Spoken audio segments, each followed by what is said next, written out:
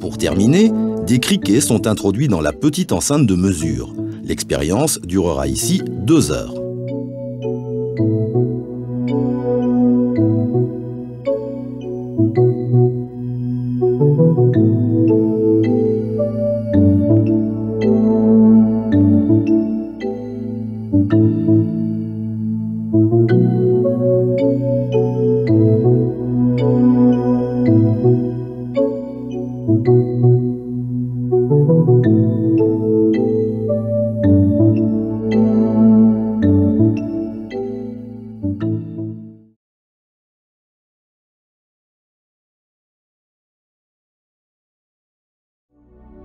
Le criquet présente également des mouvements respiratoires.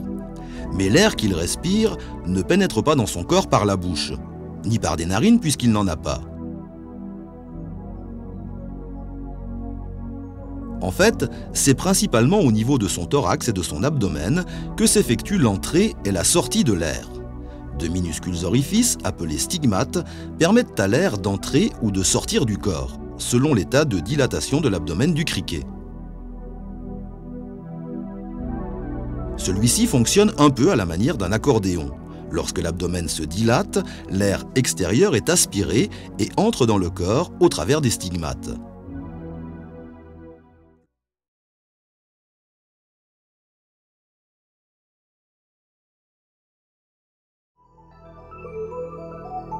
Chez le criquet, les organes respiratoires diffèrent fortement de ce que nous avons pu voir chez le lapin et la truite.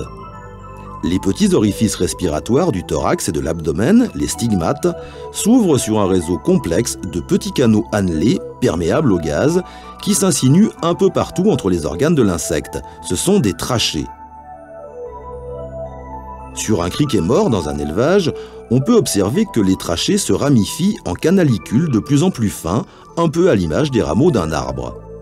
Au microscope, on constate qu'elles deviennent d'une finesse extrême, mais qu'elles ne sont jamais en relation avec des vaisseaux sanguins.